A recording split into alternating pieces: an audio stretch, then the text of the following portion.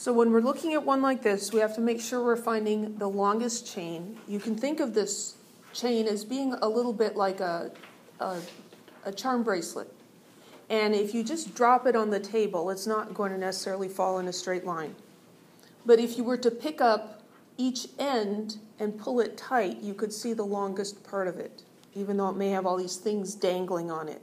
So that's what we have to imagine we're doing. Here's one end, and we could pick up this end, or we could pick up that end. But if we pick up this carbon down here, that's the longest chain. And so this is an octane. And then we look at the groups that are attached to it. And here's a methyl group, and here's a methyl group, and this guy's a methyl group.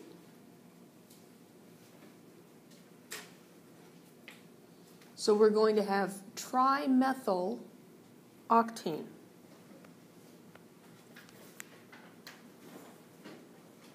Trimethyl octane.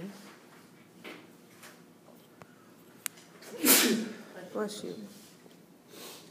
In numbering this way, we're going to get a 3 and a 4 and a 6 for those methyl groups. If we numbered the other way, 1, 2, 3, 4, 5, 6, we would get 3, 5, and 6. So 3, 4, and 6 is better. And so it's 3, 4, 6, trimethyl octane. When there are 3 methyl groups, we need 3 numbers separated by commas. Any questions about that one? So 3, 5, 6 is completely wrong? Well, 3, 5, 6. It's close, but it's not right. So if something isn't right, then I guess it is completely wrong. Yeah. The thing about nomenclature is there is one best name. Now, would we understand, would we be able to draw the structure if you wrote 3, 5, 6 trimethyl octane? Yes, we could, but it's not the correct name.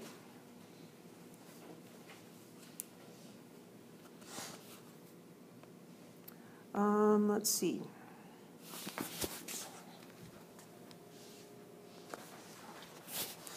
Let's look at number 12. A lot of people had trouble with that one. In this case, identifying the main chain is not too hard. This is obviously the longest chain of carbons, and we will want to start numbering. We've got this substituent here. We'll want to start numbering closest to that, which will be from the right. And so we'll go 1, 2, 3, 4, 5, 6, 7, 8, 9, 10. I told you there's a lot of counting in organic chemistry.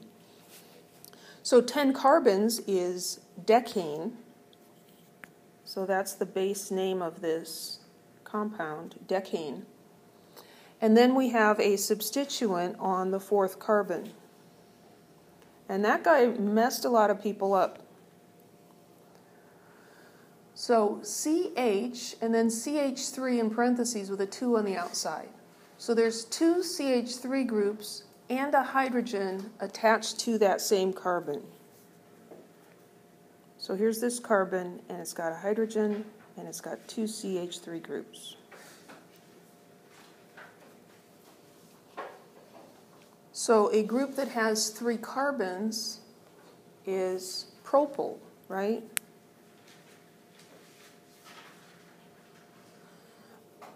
But plain propyl without anything in front of it would be attached at the end, and this one is attached in the middle, and so this is isopropyl.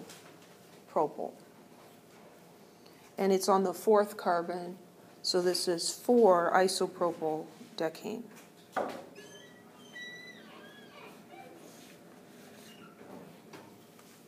Why is it isopropyl? Here, I'll draw the other propyl. So if we just had CH3, CH2, CH2 with an attachment on the end, That is propyl. This is a little bit different, right? Because it's attached in the middle instead of on the end, and so the name has to be different. So this one's isopropyl, and this is propyl. For propyl, there are 2 different ones. For butyl, there are 4. There's butyl, isobutyl, secondary butyl, and tertiary butyl. And you just have to know those. Any other questions about 12?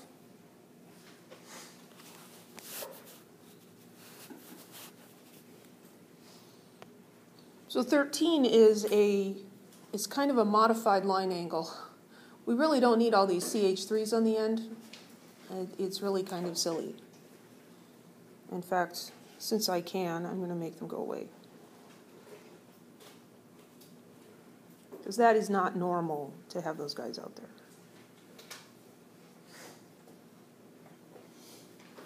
So there's a line angle structure for us to name. Well, we need to find the longest chain of carbons. So there's 1, 2, 3, 4, 5, 6, 7, 8, 9. If I come down this way, I don't get 9, so that's the longest chain.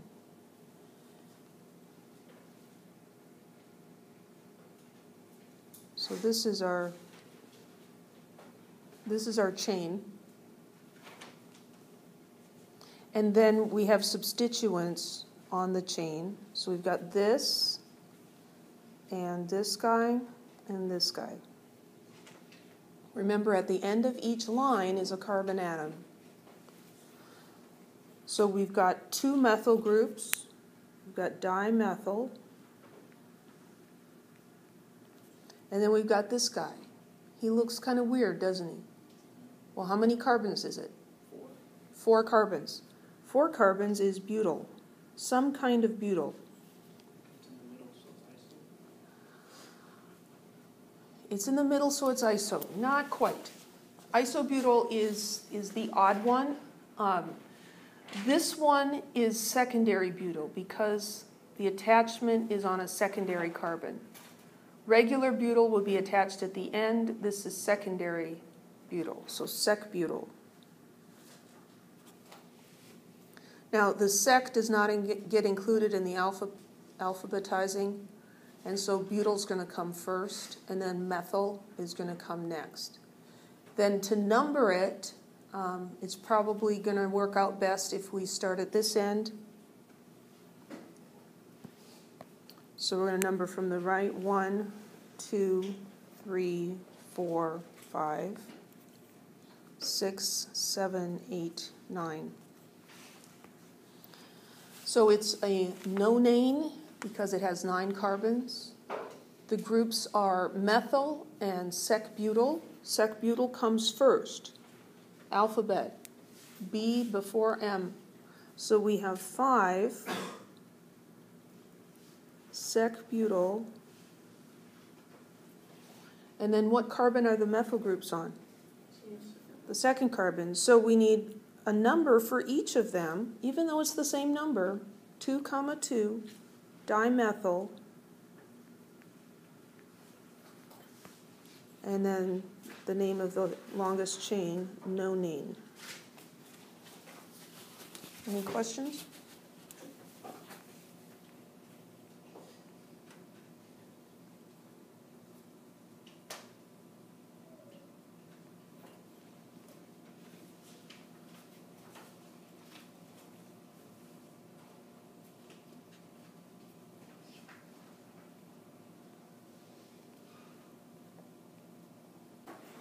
Number 5, I'm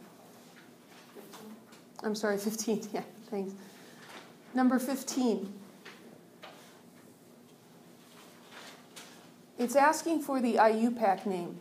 There's a common name. You can name this as a bromide, but that's not what we're asking for. It's the IUPAC name. So we have to find the longest carbon chain.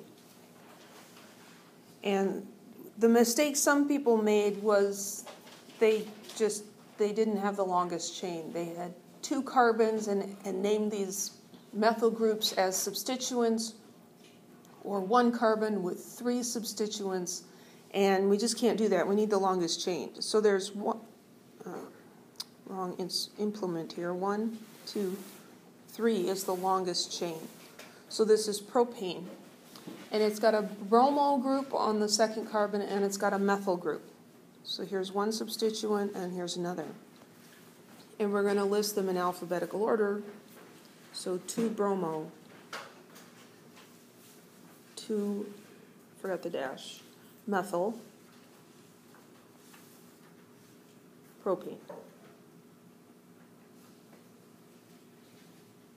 Any questions? Sometimes the little ones mess you up more than the big, complicated ones. And this is one that people had trouble with because it's a condensed formula and it's a little hard to see what's going on. You may need to redraw the structure so that it makes more sense to you.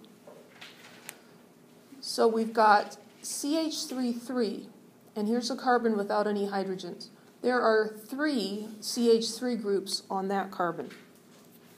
So there's the carbon, and it's got a CH3, and a CH3, and a CH3. So we've done that one and this one. And then next is CH2. That's that guy. And after that is CH, and this Cl is also on the carbon.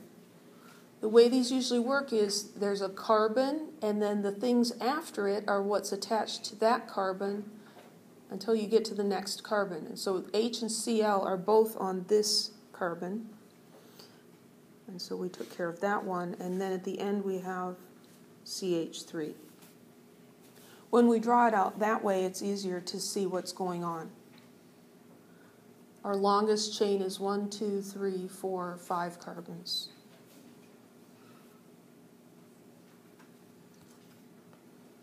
We've got a chloro group, and a methyl group, and a methyl group. And we'll number from this end 1, 2, 3, 4, 5. This way we get 2, 2, and 4. If we went the other way, we'd get 2 and 4, 4. And we want the numbers to be as low as possible. The chlorine gets named first because C comes before M in the alphabet. And so we've got 4-chloro,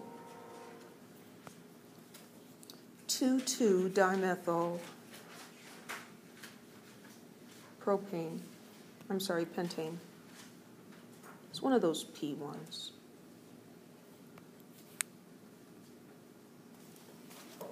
Any questions?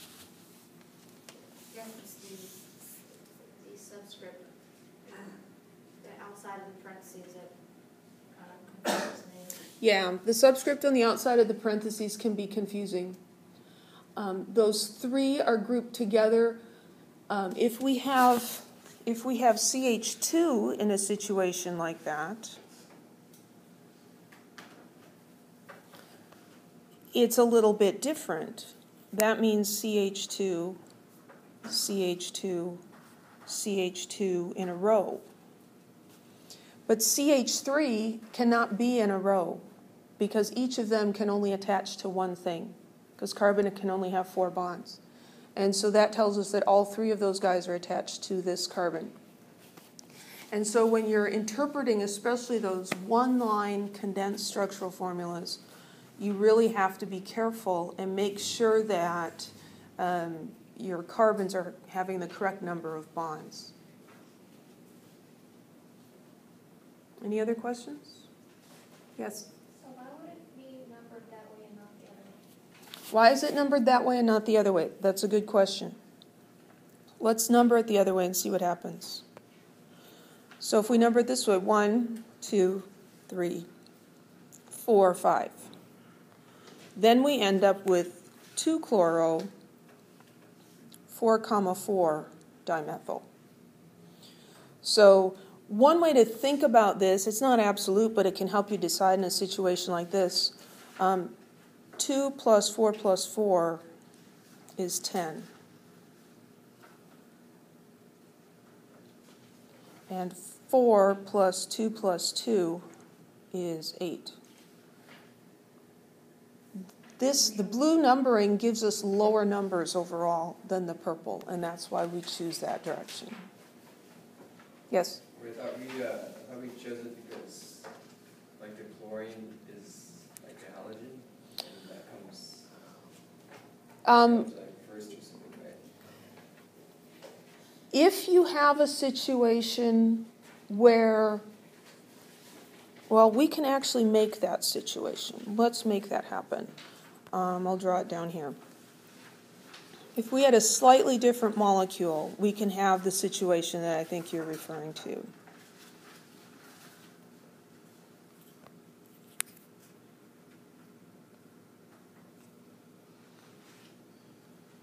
So here we have two substituents, one chlorine and one methyl. And if we number from left to right, right to left, 1, 2, 3, 4, 5, we're going to end up with 2 chloro, 4 methyl.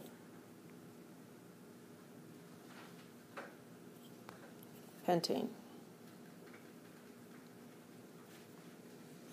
If we number the other way, 1, 2, 3, 4, 5, we end up with 4 chloro, 2 methyl.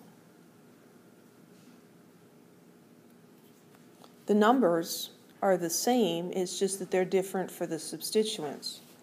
Here the chlorine has 2, and here it has 4, and here methyl is 4, and here's methyl being 2. The numbers are the same. There's 1, 2, and 1, 4. So then how do we decide? Well, then we're going to take the one that comes first alphabetically and give it the low number. So we would choose this one as opposed to the one down here. That doesn't come up very often.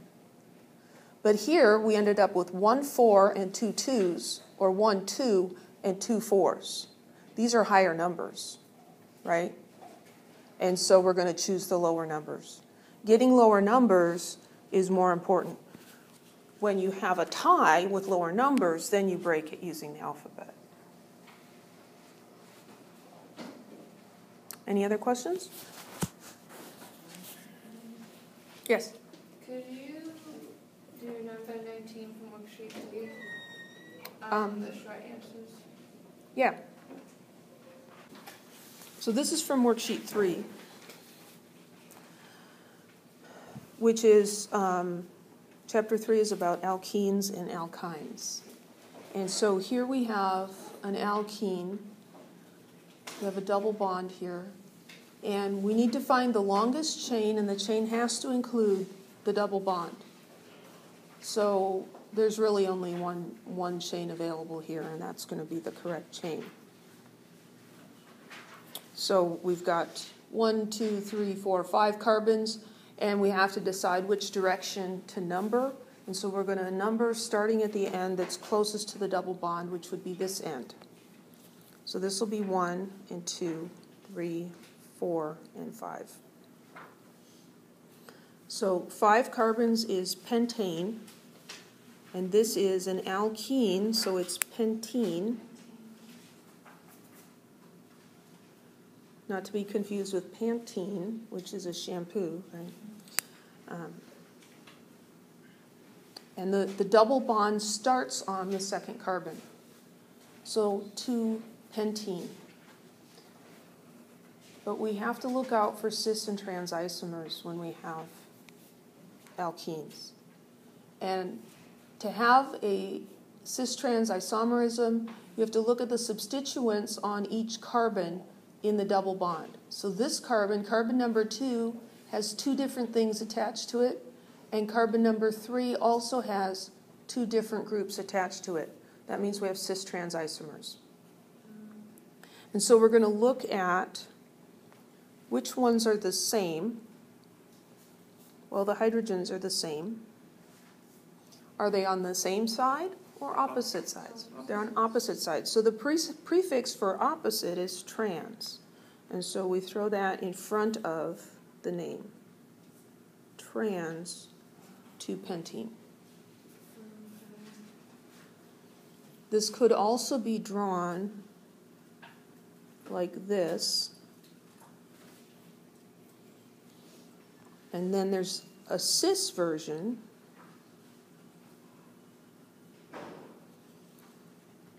where the carbons are on the same side and the unwritten hydrogens are on the same side of the bond. And so this would be the cis 2-pentene.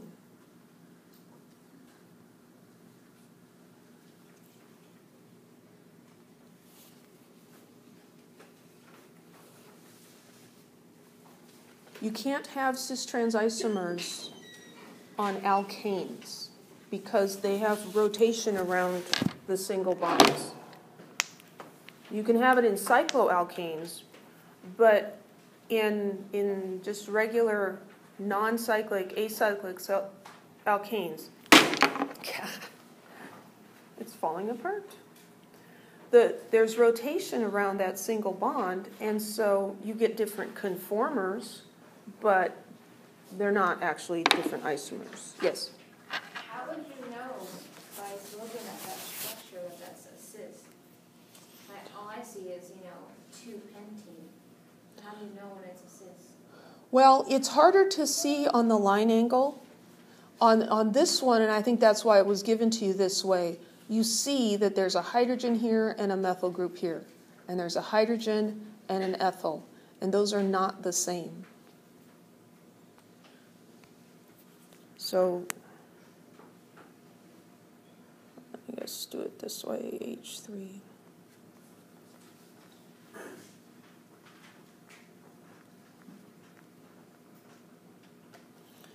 You need to remember to look for it when you have double bonds. Because here the hydrogens are on the same side, and here they are on opposite sides. And that can't happen by rotation. It can only happen by breaking the pi bond and reforming it again. And so they're different molecules. When you look at the line angle drawing,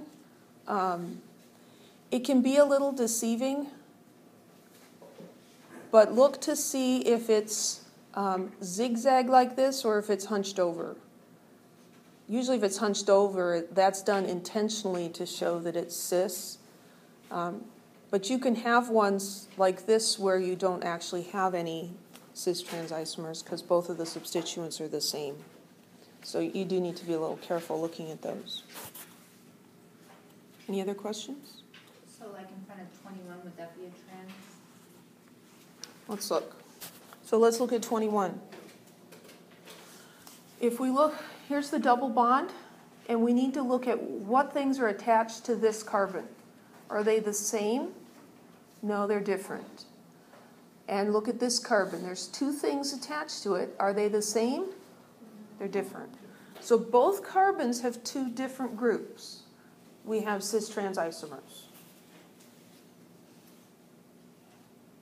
And it's actually more complicated than this, but we're not going to get into it in this class. So what we're going to do, what you'll see is you'll always have two groups that are the same.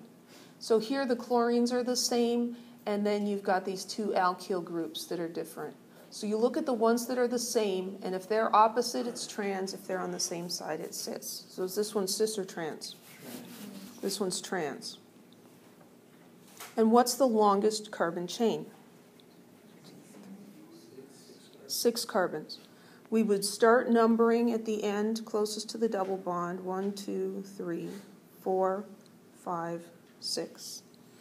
If we went down here instead, it would be the same. And then for substituents, we have chlorines and we have a methyl group. The chlorines get named first, and then the methyl group.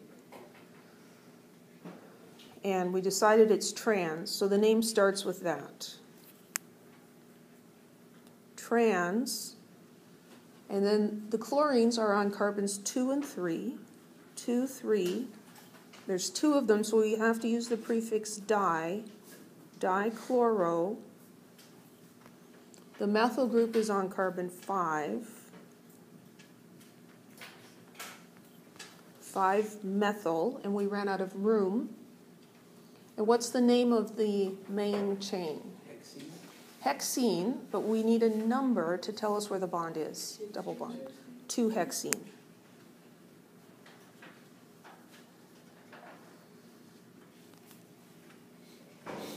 Any questions?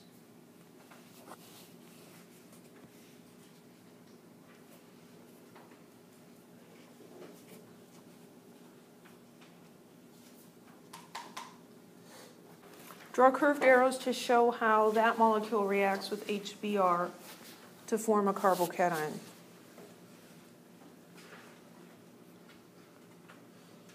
So the first thing I'm going to do is I'm going to draw that molecule, CH3, CH, double bond, CH, CH3. And then we've got HBr.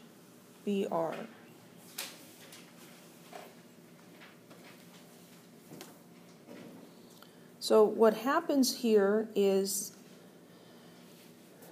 well, let's think about this. We learned about addition reactions to alkenes. And so these guys are going to add across the double bond. The bromine's going to go to one side, the hydrogen's going to go to the other side. This is an unsymmetric reagent, but this molecule is symmetric, and so we don't need to think about Markovnikov's rule or anything like that. So in terms of electrons moving, electrons are going to move to electron-deficient regions. The electrons in this double bond are going to come up this way to make a bond with the hydrogen.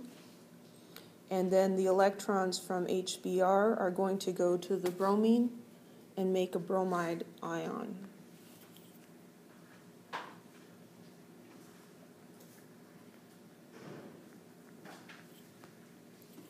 So we'll get a bond with the hydrogen there. The double bond is gone. This carbon now is missing a bond. If we do its formal charge, we see that it's positive. And then we get, I'll write it up here, we get bromine with this lone pair of electrons and a -1 charge.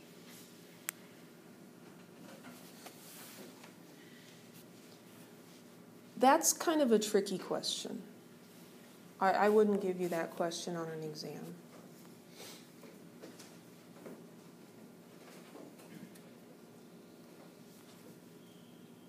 What about the one below it? Yeah, what about the one below? I was waiting for that.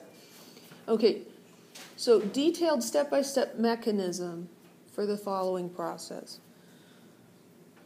This is addition of an acid, and your book went over, it's an electrophilic addition. And so an acid is something that forms hydrogen ions in solution. And so HBr dissociates into hydrogen ions and bromide ions. And it's this hydrogen ion that acts as the electrophile and attacks the double bond. So the double bond goes to the hydrogen atom. Because basically this thing has already happened, is one way to think of it. And so now we've got this guy.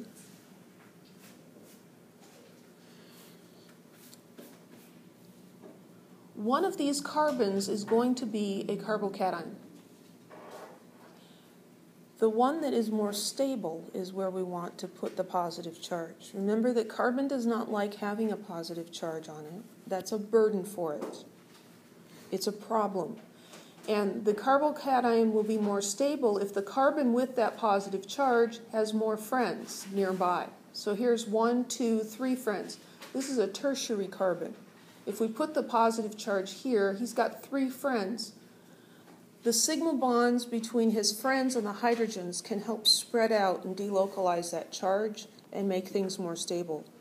This carbon only has 2 friends, this guy and that guy. And so he's going to be less stable. He's more likely to freak out if he has a positive charge. So we're going to give the positive charge to this guy. And then we've got this Br minus guy.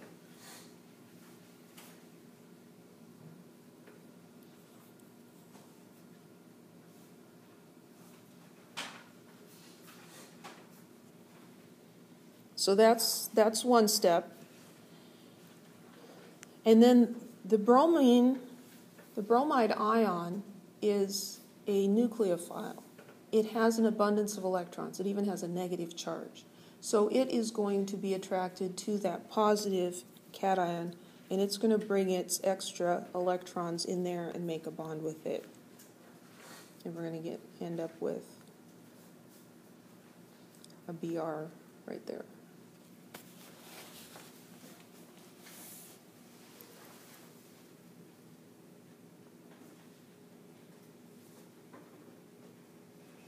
So I'm going to pull up the one we did in lecture and see if I did it right. This is what happens when we have an acid being added to an alkene. We've got the pi bond electrons come over to the hydrogen ion, and that gives us a carbocation. The carbocation is then attacked by the nucleophile, which is the anion of whatever acid it was. And that anion ends up adding to the carbon that had the carbocation on it. These are called electrophilic addition reactions because the electrophile, the hydrogen ion, is what attacks the molecule. And here's showing 3 different acids. So here we've got the acid and the double bond, and it's forming the cation. I'm going to put arrows in here. So the double bond electrons are going over here, making this carbocation. And then if it's hydrogen chloride, hydrochloric acid, then we have this chloride molecule. And the electrons from that come to this double bond, and we end up with a bond between the carbon and the chlorine. So this is taking one of these lone pair of electrons and bringing it over here, and that's what makes this bond right here, this guy. This is the sulfate ion from sulfuric acid. It's just drawn a little strangely because that's how organic chemists look at it. And here is a water molecule.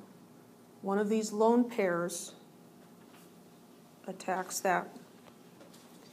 And you'll get a bond here. The oxygen has the positive charge now because if you look at the formal charges, oxygen has 6 valence electrons, but in this structure it owns the 2 from the lone pair and 3 from the bonds, which is only 5. So it has a positive formal charge. And so these electrons will go onto the oxygen to make this an oxygen with 0 formal charge, and this hydrogen gets kicked off as a hydrogen ion. So being able to do a mechanism like this, the best way to learn it is to just practice writing it out. Start by just copying it down from the illustration in the book. Instead of doing it in a big table like this, though, do it, this goes to this, and then to that, and then to this other thing. And look at it and just copy it down. And then try to do it without peeking. And the first couple times you may have to look, what am I supposed to do next? Just keep doing it until you can write it out without looking. This mechanism applies to any alkene that you're doing this sort of a reaction to. So the things that are attached to these carbons doesn't matter. The mechanism will still be the same. The only thing that may change is you may have to decide which carbon gets the cation. And there you look at how many friends does this carbon have. The carbon with more friends, more other carbons bonded to it, is more able to handle that positive charge. Any questions?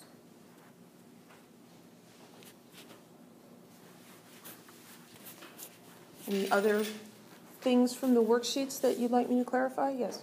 Well, we need to know, like, to write a balance equation for the combustion of octane. You should know how to write a balanced equation for combustion. Yeah. Writing a balanced equation for combustion. Writing combustion equations is actually something you should have learned in Chem 3A. When we have combustion of a hydrocarbon, whether it's an alkene, an alkyne, or an alkane, we've got carbons and hydrogens reacting with oxygen. So oxygen will be one of the reactants. Things can't burn without oxygen. And the products are always the same: CO2 and water. So this part you can just memorize or remember. It reacts with oxygen, forming carbon dioxide and water. And then we need the formula for octane. So octane is C8. And this is where understanding those general formulas helps us. Octane is an alkane, meaning it's saturated. And so the number of hydrogens will be twice the number of carbons plus 2. So 8 times 2 is 16, plus 2 is 18. And then it's a matter of balancing the equation, which, this, of course, is one of the fun ones. So we look at the carbons. There's 8 here. And so we're going to put an 8 in front of the CO2 so that we can have 8 carbons over there. And it's always good to leave oxygen for last in these. Here's hydrogen. There's 18 of them. Over here, each water molecule has 2. So we're going to need 9. So our carbons and hydrogens are good, and now we need to check the oxygens. In here, we've got 2 times 8, which is 16 oxygens. And here we've got 9. And last time I checked, 16 plus 9 was 17. And now we have a little bit of an issue, because we need 17 oxygens, but they only come in pairs. So this number is odd, and these come in evens. And so there's 2 things we can do. We can't round things off. That doesn't work. We can use fractions, or we can double everything. Question? 16 plus 9 is 25. Yes. Yes, it is. Thank you. Thank you. Yes, it is. It's still an odd number, but it is not 17. I don't know where I got that. I think It's plus 9. you're adding the 9 to 8. I was doing 9 plus 7 is 16. I don't know what I was doing. I don't know. But thank you. 25. I was trying to test you. We still have an odd-even problem. We can use fractions, or we can double everything. Since most students do not appreciate fractions, I have a friend who teaches middle school math, and she tells me that fraction is the F word to her students, so we'll avoid the fractions. If we double this, we're going to get an even number, aren't we? So anytime you have an odd-even problem, where you've got odd on one side and even on the other, if you double everything, the odd goes away and everything becomes even. So we're going to double everything. I'm going to put, let's just use a different color. So I'm going to put a 2 here. The oxygen is what we're working on, so I'm going to leave him alone, but I'm going to double this and make it 16, and double this and make it 18. Now help me out here. I believe that is, this becomes 32, right? And this becomes 18. When we add those, we should get 50. An even number. We need 50 oxygens. That tells us we need 25 pairs, 25 of these O2s. And so I'm just going to move the plus sign over because I didn't leave enough room.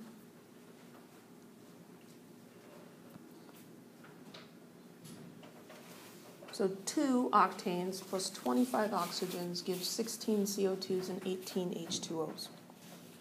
those numbers may be larger than you're used to seeing as coefficients in a balanced chemical equation. It's okay. They can be that big. Sometimes they're even bigger. Does that help? Any other questions? Combustion. Pardon me? Combustion is the thing of adding O2 and CO2. Yes. Anytime you see combustion, right.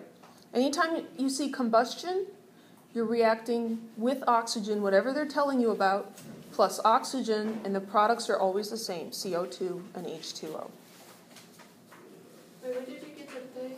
Yeah, how'd you get How did I get 32? Because CO2, each molecule has 2 oxygens. And there's 16 of them. So I've got 32 oxygens in this one. It's like bicycles. How many wheels on 16 bicycles? 32, right? Because each has 2 wheels. Any other questions?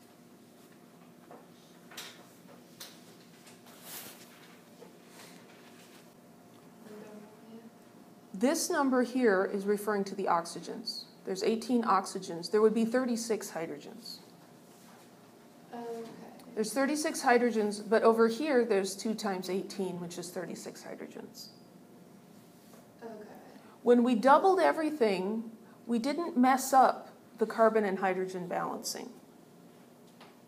We just got rid of the odd number we were having trouble with. Okay. Thank you. So this is question 42 on the chapter 3 short answer worksheet. What's the product of the following reaction? Here we have an alkyne, and we have 2 Br2. When organic chemists bother to put in coefficients in their equations, they really mean it. And so this means that we're going to add 2 bromine molecules to this. So let's think about what happens when we just add 1. Here we've got CH3, CH2, CH. It's going to add at that triple bond. And so it's going to go from a triple bond to a double bond.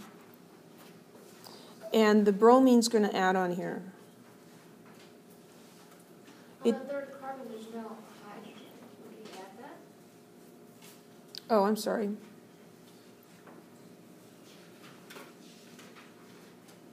Thank you. No. So there's a bromine here, and there's a bromine here. When you're just adding 1, it forms the trans isomer, where the bromines are opposite each other. This is adding 2.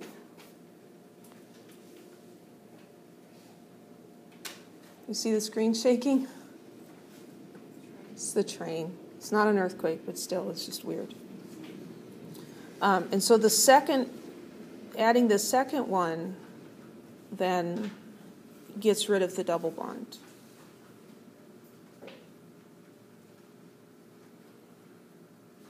So here's, now we've got 2 bromines on that one, a single bond here, 2 bromines on this one, and still the 1 hydrogen. So this is your product, this guy right here.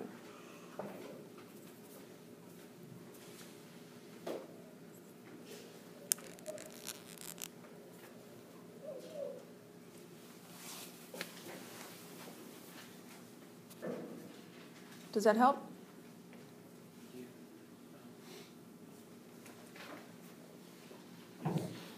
Now, in terms of remembering that the bromine adds in the trans position,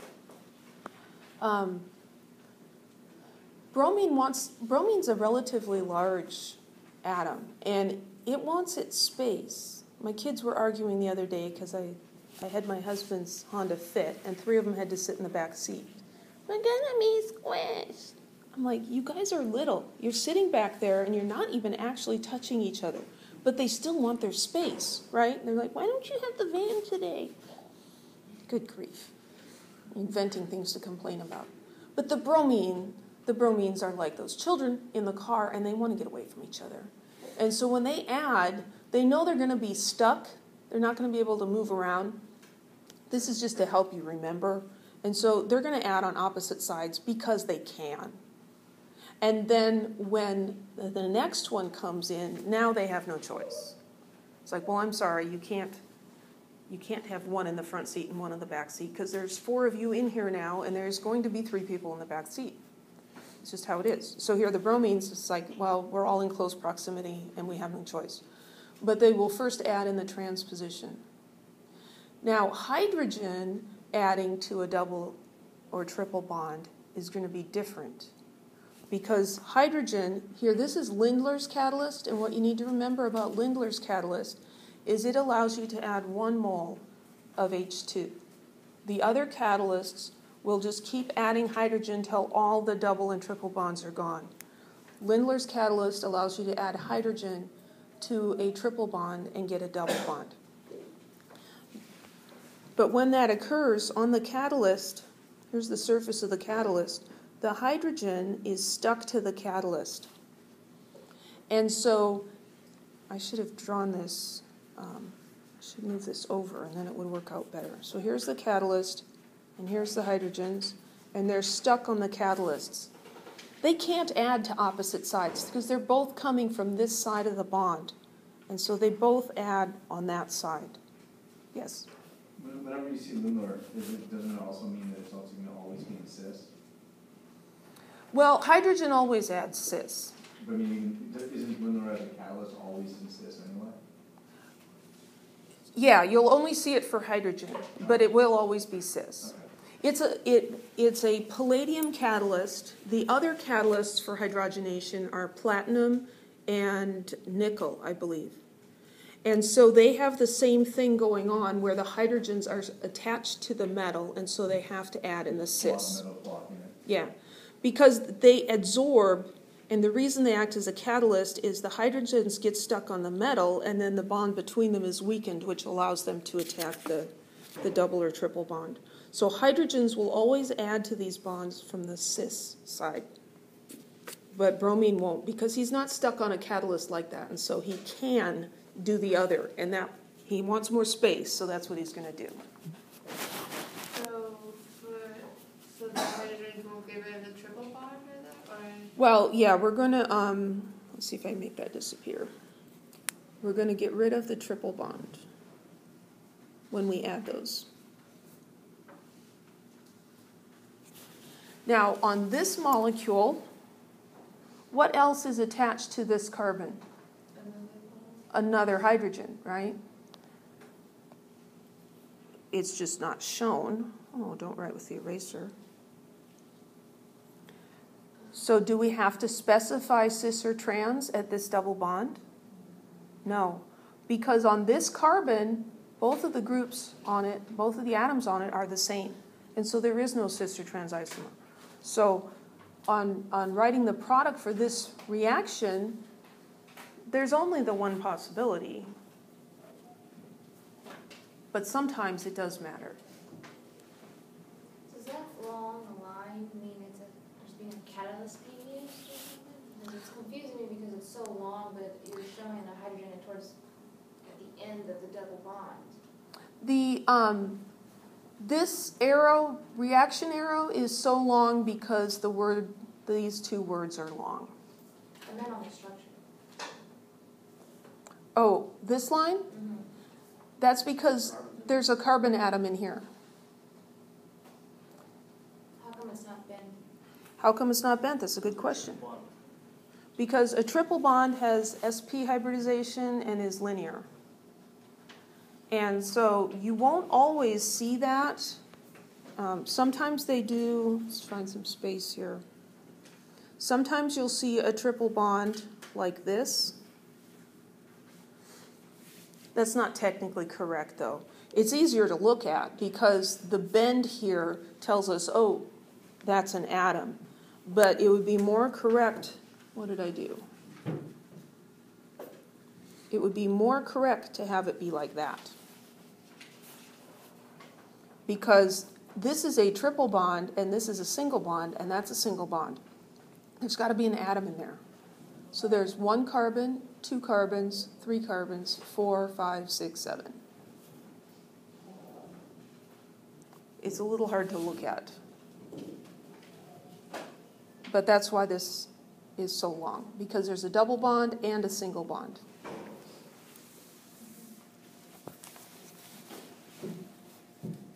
Any other questions? Yes? 48. On this worksheet? Short, yeah, the same. So, like 27 is kind of gnarly. We're looking for longest chain. The ring can be the chain. This would have 5 carbons, or we could see how many we could string together over here. So 1, 2, 3, 4, 5, 6. 6 carbons is more than 5. So that's our chain. 1, 2, 3, 4, 5, 6. So this is going to be a hexane. And the groups we have on here are methyl and this guy. Well, what's the name of this guy if he was all by himself? Cyclopentane. If it was, and this guy by himself would be methane. And so we changed the ending to -il. We changed methane to methyl. We can change cyclopentane to cyclopentyl.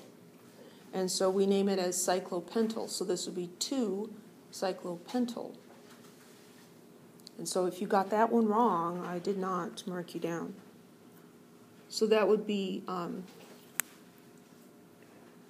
2-cyclopentyl,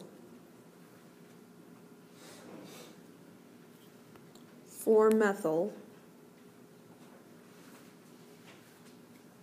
hexane. And this has cyclopropyl. 1, 2, 3, 4, 5. So 3-cyclopropyl pentane. But since we did not cover that, I'm not going to have it on the exam either. Any questions? Yes. Are you going to put up a practice exam on Blackboard? The worksheets essentially amount to a practice exam.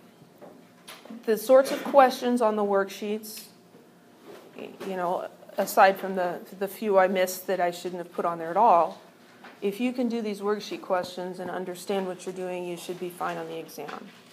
There will be some multiple choice, and there will also be some written out. How many questions? I do not know yet. I haven't written it. So you should bring, I always forget to tell you guys this, you need a Scantron.